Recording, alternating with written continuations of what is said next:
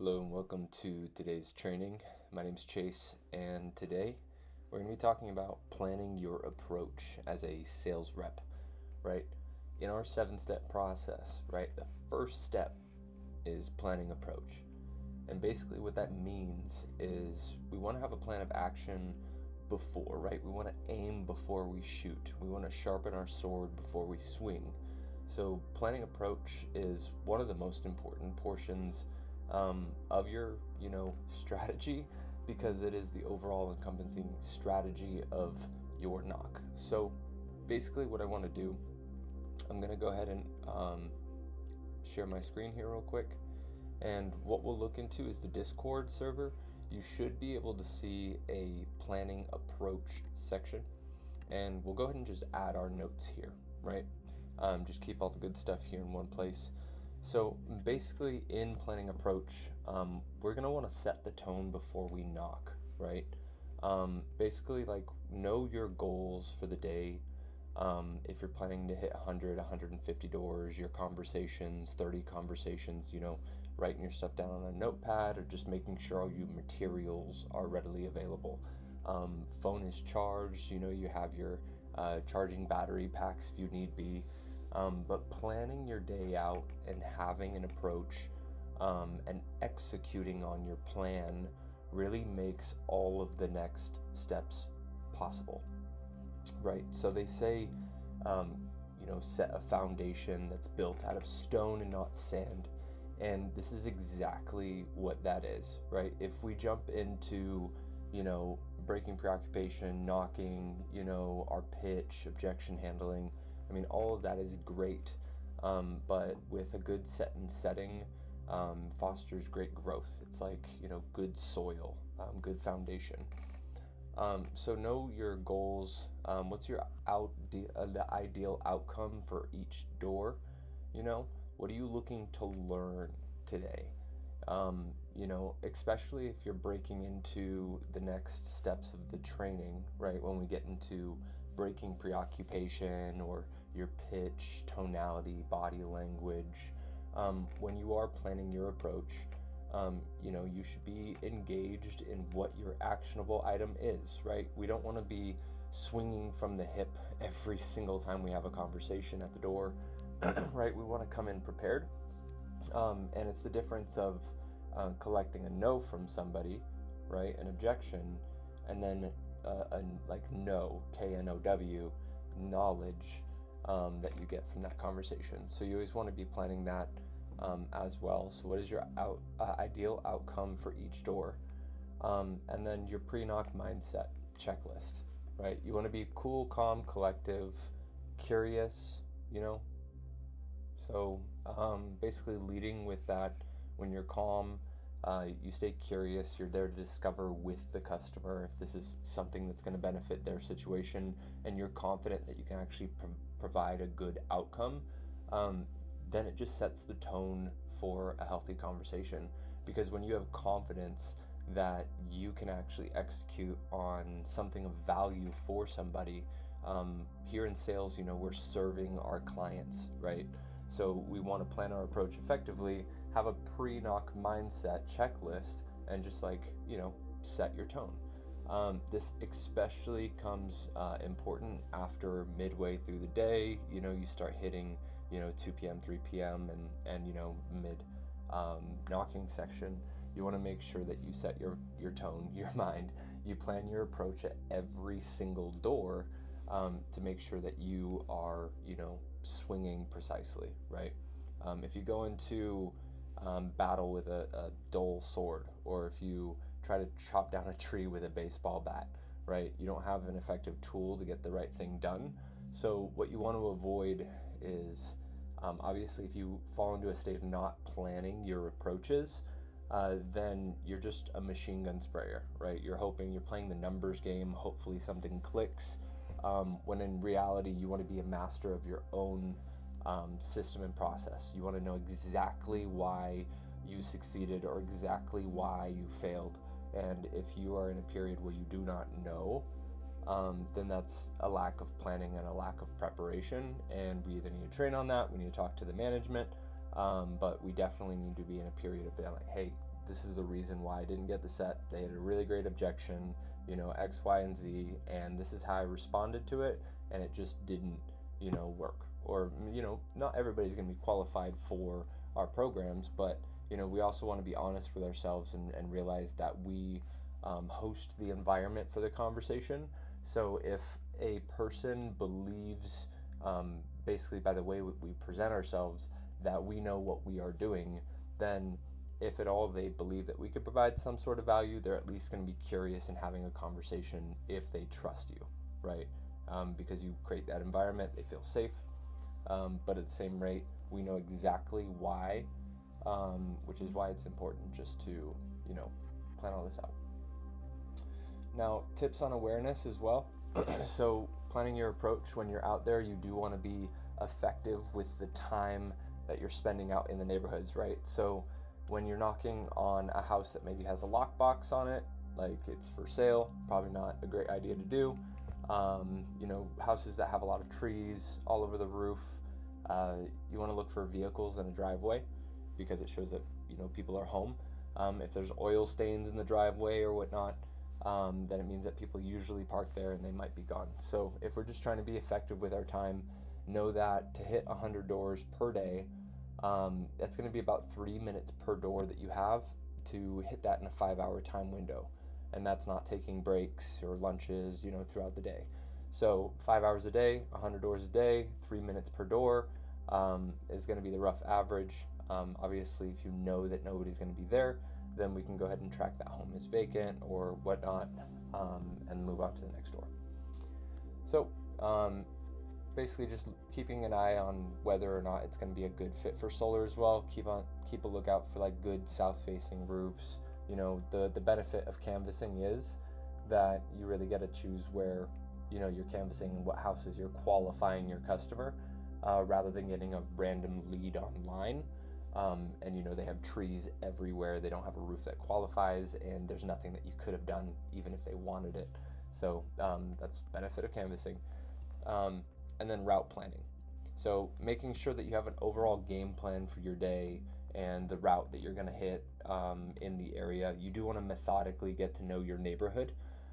So in route planning, I can usually like to cycle through homes at least 3 times a day, just to make sure that I catch people when they're home and I really do make an interaction on that homeowner, right? Every single homeowner inside the neighborhood should know that, these are the services that I am offering and they have met me, right? Every single neighbor in that neighborhood. So, you're going to build a reputation in the neighborhood and make sure that you're that beam of light and the energy that, you want to make people's days better. You want to connect with people, and actually foster solid relationships, right? This is all setting the tone. We haven't broken into the pitch or the knock or the conversation yet, right? But when we lead with proper intention and we plan our approach properly, then it's super powerful, guys. Like, it's really just good set and setting. So am I here to sell or am I here to serve? Just internal alignment, right? We want to make sure that we're serving people. We're not here to sell or push products. It's really like, if you aren't interested in what we are doing, like you as an employee, I firmly don't believe that you should be working here. Like in any industry, really. Like if you're selling software, or if you're selling homes, or if you're selling flooring, or if you're selling solar, like you should have some internal interest in how the process works, whether you like connecting people to their dream home, or whether you like building something that's going to come in fruition and like it looks awesome, right? In construction, a lot of those things. In real estate, being able to lock in people's bills for a lifetime, to be able to save them money, increase their net worth, right? And just really hedge a bet for an uncertain future is powerful. You should want to, close deals that benefit people. You're going to have relationships that last a long, long time, right? So like, just to be like super passionate and interested in what we're doing, it all goes into planning our approach, setting our foundation, making sure that we have a foundation built out of stone rather than, just jumping right into the doors with commission breath, uncertainty, lack of confidence, because we don't even know why we're doing what we're doing in the first place, right? When we know why we're doing what we're doing, to benefit, help people, lock in bills, save money, right? And then we have confidence in our pitch because we're like, hey, this is what I'm here to do, is help people lock in their bills, save money and all that. And I'm just here to see if you really qualify. Like, it's a 5-10 minute process. Like, have you ever thought about, putting panels on the house and saving money, seeing what it would benefit you?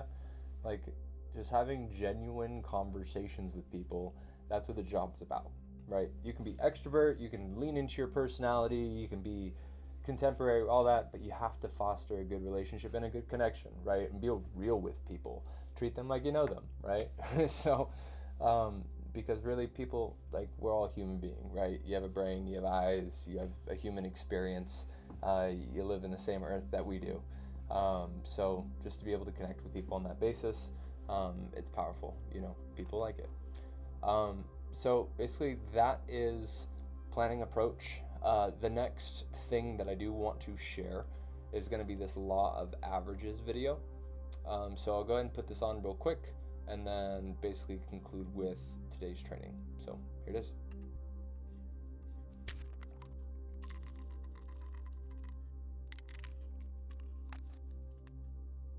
One of the first real jobs that I ever had was doing door-to-door sales. The pay was strictly commission, so it was entirely possible to spend 60 hours working in a week just to make a grand total of nothing, not a dime. Now, luckily for me, the training that they provided was rather exceptional, and one particular concept has continued to stay with me till this very day. A concept so powerful that it has brought me massive success in all areas of my life. The law of averages. Now, to understand this law and what it has to do with you, let me paint a picture of what exactly my job entitled.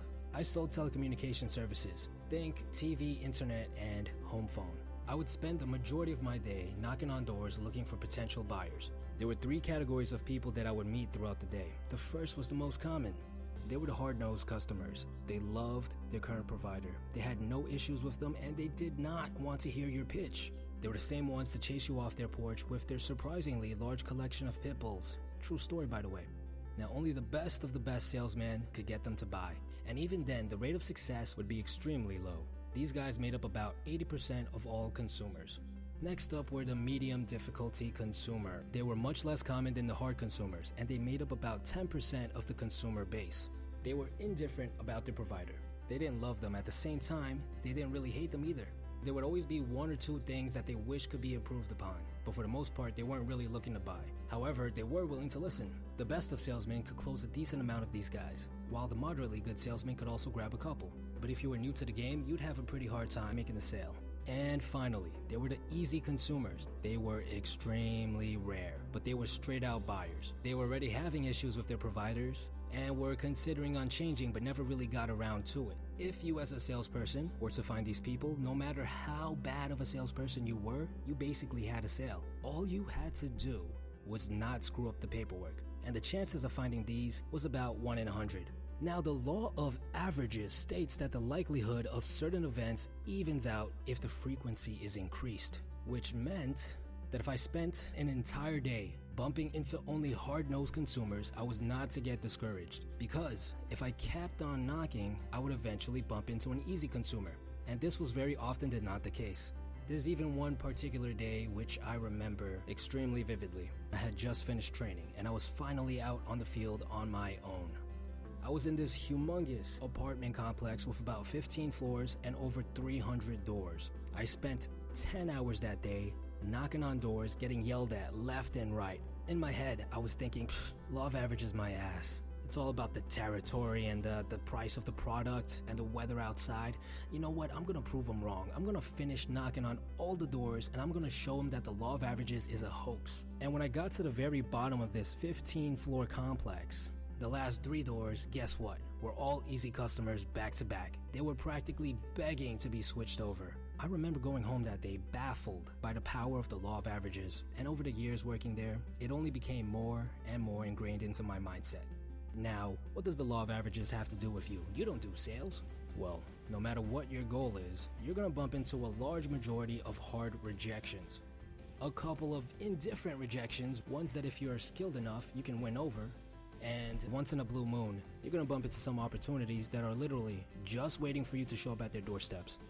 Whether it be in regards to your dating life, getting a job, or even getting recognition for your creative work, the large majority of people are going to reject you.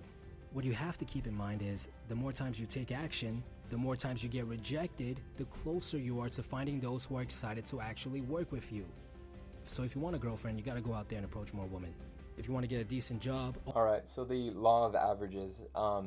This is a great video to end off on, because basically if we combine both of those concepts, right, in planning our approach effectively, using our time wisely, and coming in with a game plan, and then knowing by, law of large numbers, we're going to have interactions with people that maybe won't be a good fit for our services or for the thing that we are trying to offer. But basically by increasing the number of conversations we have on a daily basis and having a pitch that actually, is well rehearsed, then we know how to have conversations with people to provide value, right, if they're in need. So thank you for attending today's training, guys. If you have any questions, feel free to do like any of the activities that you see in this channel. Super fun to take the quizzes and kind of see and like engage. I don't know, I always feel more engaged when I take notes and basically read, review, and reflect. So, but if you have any questions, feel free to text me, DM me, anything like that. Again, my name is Chase, and I will see you soon.